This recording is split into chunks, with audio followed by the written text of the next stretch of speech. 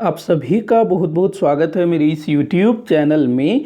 छत्तीसगढ़ सामान्य अध्ययन से संबंधित 10 प्रश्नों पर रोज हम लोग डिस्कस करते हैं। सीधे हम लोग क्वेश्चंस पर आते हैं। तो आज का पहला क्वेश्चन है, तुमाड़ राजधानी से निम्नलिखित शासकों ने छत्तीसगढ़ पर शासन किया। तो देखो, जो तुमाड़ है ये कलचुरियों की प्रथम राजधानी थी। तो यहाँ से किन शासकों ने शासन किया था? तो देखिएगा, जो कलिंग राज है भाई, ये तो संस्थापक था, इसी ने तुमाड़ को राजधानी बनाई थी। कमल राज इसका उत्तराधिकारी हुआ, इसने भी जो है तुमाड़ से शासन किया।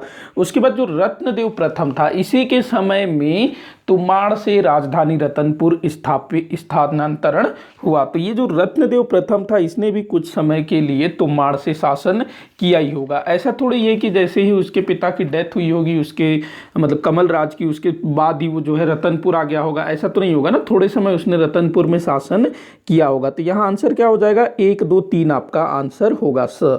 आगे बढ़ते हैं। अगला क्वेश्चन है, सुमेलित करने को बोल रहा है।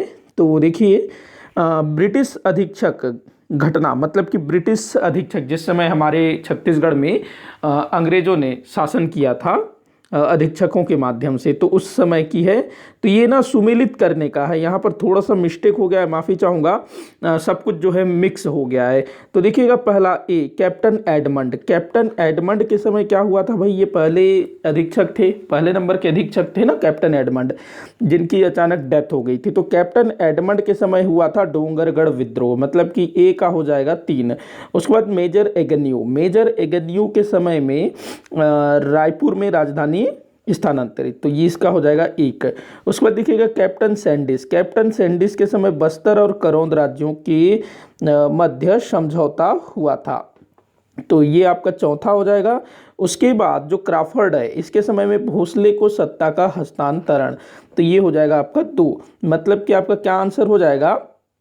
3, 1, 4, 2, ये आपका आंसर होगा। 3, 1, 4, 2, ये ब जो है आपका उत्तर होगा। अगला क्वेश्चन है, ब्रिटिश प्रशासन के अंतर्गत प्रारंभ में निम्नलिखित 3 जिले थे। काफ़ी बार ये क्वेश्चन पूछा गया है, बहुत ही कॉमन क्वेश्चन है। तो देखिएगा, जो रायपुर है, बिलासपुर है, संबलपुर है, ये 3 जिले जो है प्रारंभ में बनाए गए। तो 1, 2, 3 आपका आंसर होगा। दुर्ग इसमें नहीं है। 1, 2 एवं 3, तो अ आपका राइट उत्तर होगा। अगला क्वेश्चन है, निम्नलिखित में से कौन सी जोड़ी छत्तीसगढ़ में 1857 के विप्लव का नायक एवं उसका क्षेत्र सुमेलित नहीं है? तो देखिएगा, वीर नारायण सिंह, सोना खान, ये तो भाई सुमेलित है। कल्याण सिंह उदयपुर जो रायगढ़ में धर्मजयगढ़ है ना, उसी को उदयपुर बोला जाता था, ये भी बिल्कुल सही है।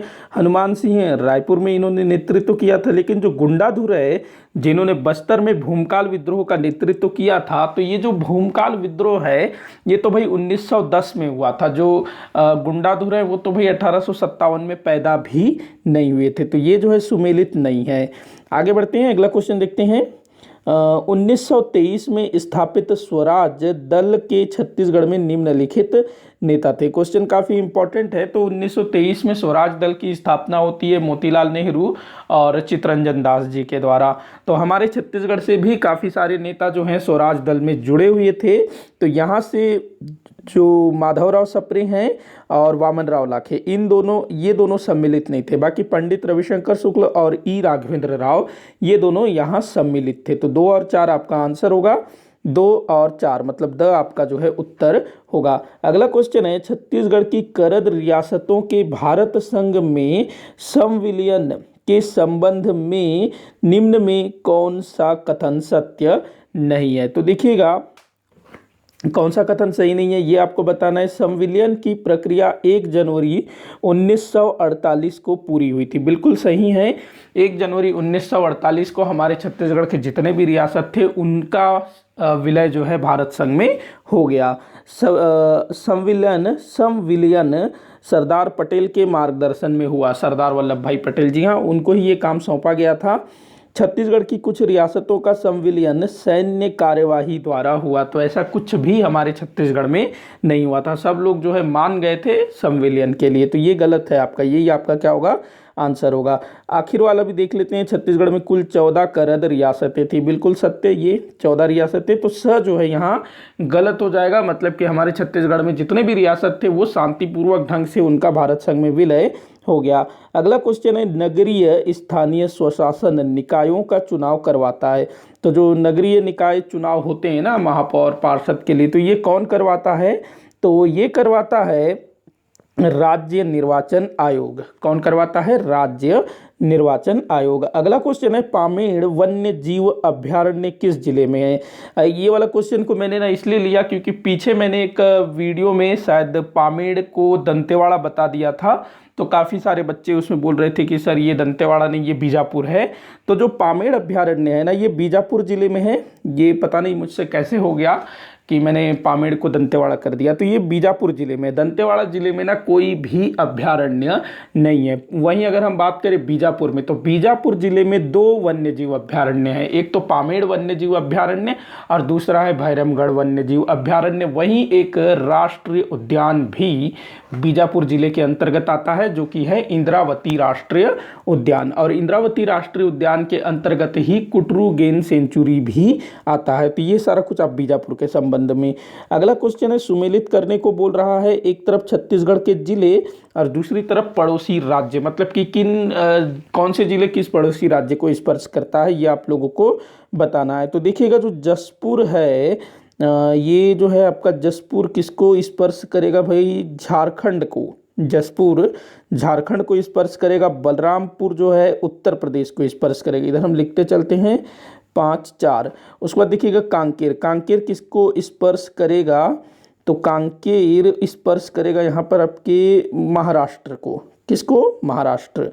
उसके बाद सुकमा। सुकमा किसको स्पर्श करेगा? आंध्र प्रदेश को। 2। उसके बाद मुंगेली किसको स्पर्श करेगा? मध्य प्रदेश को। तो ये आप लोगों को ध्यान में रखना होगा। 5-4-1-2-3, 5-4-1-2-3 आपका आंसर है। 5-4-1-2-3, ये द जो है आपका राइट आंसर होगा। 5-4-1-2-3।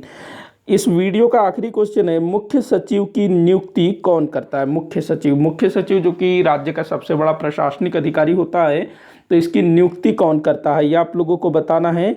तो देखिएगा, जो मुख्य सचिव होता है ना, उसकी नियुक्ति मुख्यमंत्री की सलाह पर राज्यपाल करता है। तो नियुक्ति कौन करेगा? मुख्यमंत्री, राज्यपाल की सलाह पर। तो इसी के साथ आज का ये वीडियो यहीं पर समाप्त होता है। कोई भी डाउट हो और आप लोगों ने कितने क्वेश्चन सॉल्व किए मुझे ज़रूर बताइएगा। वीडियो को जितना हो सके उतना आप शेयर करिएगा, लाइक करिएगा, चैनल को सब्सक्राइब करिएगा। वीडियो को आखिर तक देखने के लिए बहुत बहुत धन्यवाद।